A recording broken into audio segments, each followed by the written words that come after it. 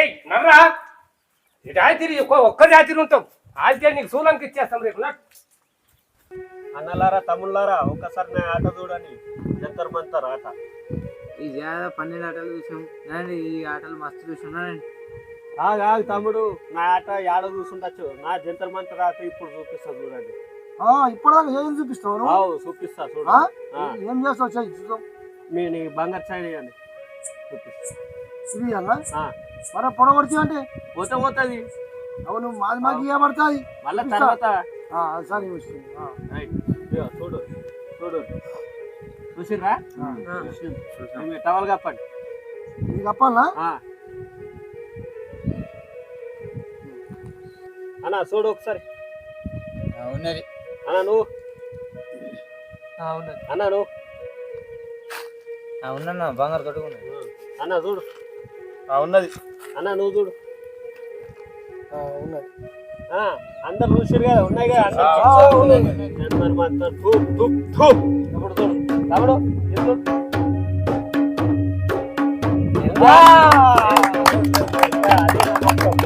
దాదాజీ గారు రాజా అక్కడ మీరు గమనిస్తున్నారా?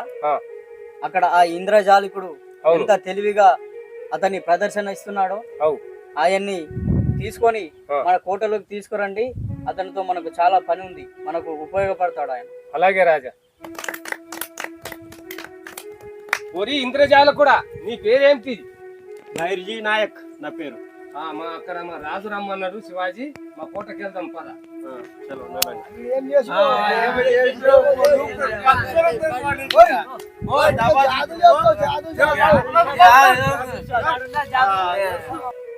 శివాజీ దాదాజీ ఈయనకు ఇంద్రజాలం మస్తుగా వస్తుంది, బాగా తెలివి ఉంది. అవునా? ఈయన పేరు భైర్జీ నాయక్. అవునా? భైర్జీ నాయక్ గారు, మీకు ఏ ఏ విద్యలు వచ్చు? మీ విద్యను నేను దూరం నుంచి చూశాను, చాలా సంతోషించాను మీ తెలివికి. జాదు మంత్రాలు బాగానే వస్తాయి. కత్తి సాము వచ్చా మీకు? వచ్చు.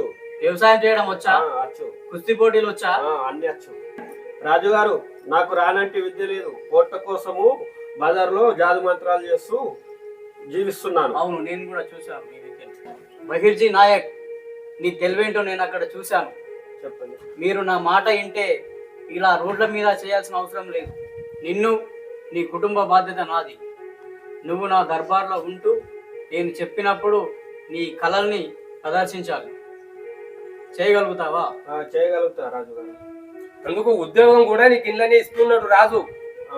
పిలిచి ఉద్యోగం ఇస్తే నాకు జన్మ ధన్యం అయిపోతుంది. మీరు చెప్పినట్టు ఎలాగైనా వింటాను.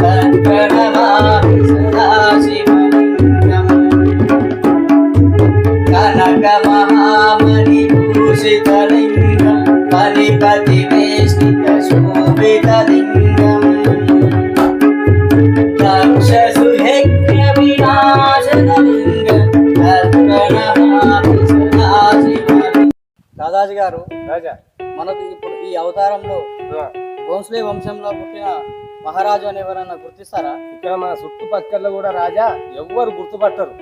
కనుక మనం ఇప్పుడు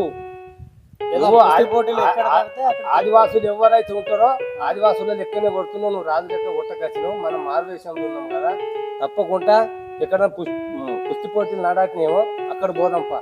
పదండి వెళ్దాం.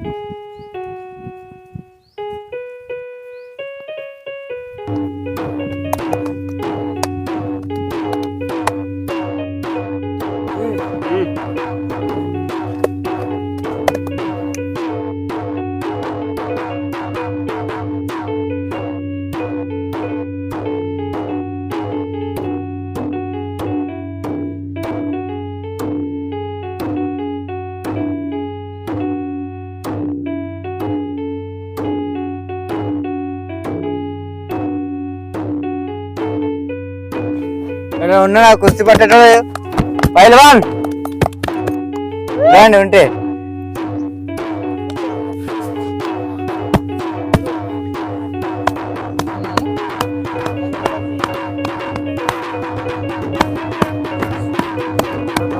నేను పడతా కుస్తీ నీతోటి పడతావా?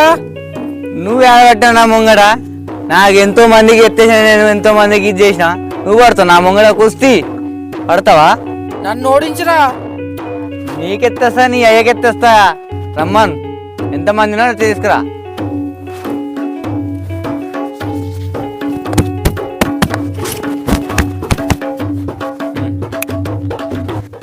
దాదాజీ గారు ఇక్కడ కుస్తీ పోటీలు పడుతున్నట్టున్న యువకులు అక్కడికి వెళ్దాం పదండి. అవును కదా రాజా, నడు పద.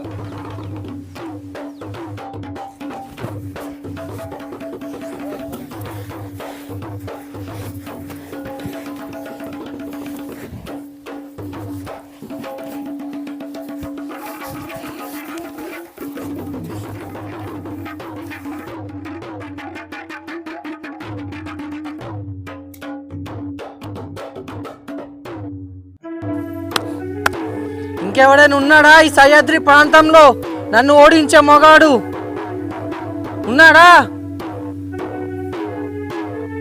మీలో ఎవరైనా ఉన్నారా నాతో కుస్తీ పట్టడానికి? నేను తలపడతాను.